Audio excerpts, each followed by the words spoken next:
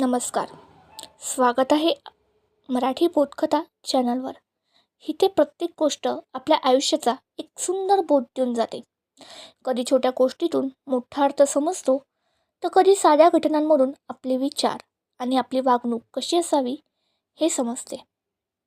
मित्रांनो, आजची ही गोष्ट आहे एका खूप चलाक पण खोडकर प्राण्याची.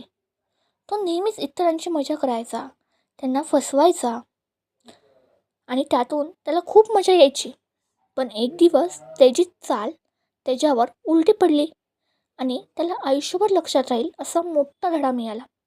चला तर मग ऐकूयात आजची रंजक गोष्ट व सुंदर बोधकथा. एकेकाळी एका हिरव्यागार जंगलात एक कोल्हा राहत होता. तो खूप हुशार होता, पण तितकाच खोडकरही होता. जंगलातल्या इतर प्राण्यांची मजा करणे, त्यांना फसवणे हे त्याचे रोजचे काम झाले होते. त्या जंगलात एक बगळा देखील राहत होता. बगळा खूप शांत, नम्र आणि समजूतदार होता. तो कोणाशीही वाईट वागत नसे आणि नेहमी सगळ्यांशी प्रेमाने बोलत असे. पण एक दिवस काय झालं? एक दिवस कोल्ह्याच्या डोक्यात एक खोडकर कल्पना आली. त्याने ठरवलं की आज बगळ्याची थोडी मजा करूयात.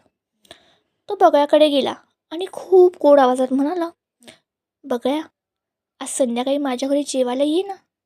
मी तुझ्यासाठी खास स्वादिष्ट असं सूप बनवणार आहे." बगळा खूप आनंदी झाला. त्याला वाटलं की कोल्हा किती चांगला आहे, मला जेवायला बोलवतो आहे. संध्याकाळ झाली आणि बगळा कोल्ह्याच्या घरी गेला. कोल्ह्याने त्याचे हसून स्वागत केले आणि टेबलावर जेवण मांडले. पण कोल्ह्याने सूप एका मोठ्या सपाट प्लेटमध्ये ओतले होते. कोल्हा लगेच सूप चाटून चाटून खाऊ लागला. पण बगळ्याची चोच तर खूप लांब आणि टोकदार होती.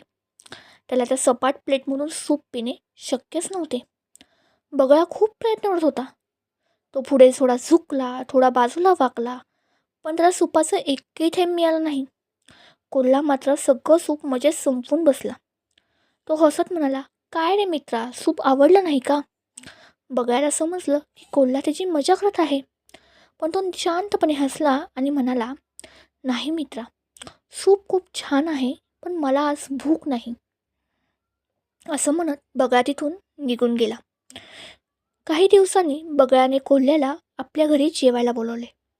कोल्हा खूप खुश झाला. त्याला वाटलं, आज मला तर खूप छान जेवण मिळणार आहे. संध्याकाळी तो बगळ्याच्या घरी गेला. बगळ्याने त्याचे प्रेमाने स्वागत केले आणि टेबलावर जेवण ठेवले.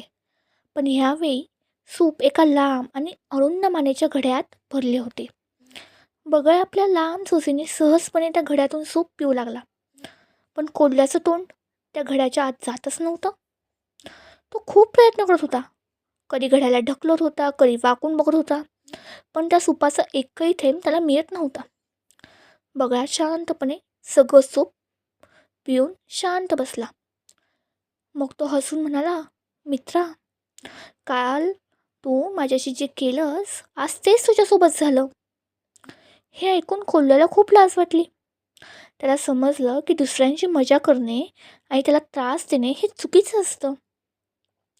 त्या दिवसानंतर कोल्ह्याने कधीच कोणाची खिल्ली उडवली नाही.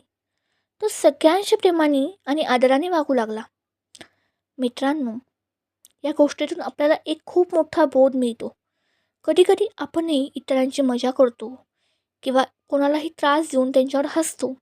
पण लक्षात ठेवा, आपण जसं दुसऱ्याशी वागतो तसंच एक दिवस आपल्यासोबतही घडतं. म्हणून नेहमी इतरांशी प्रेमाने आणि आदराने वागा. जर तुम्हाला अशी शिकवणारी कथा आवडत असतील तर व्हिडिओला लाईक करा, चॅनलला सबस्क्राईब करा आणि ही गोष्ट आपल्या मित्रांबरोबर नक्की शेअर करा. पुन्हा भेटूया एका नवीन बोधकथेसोबत.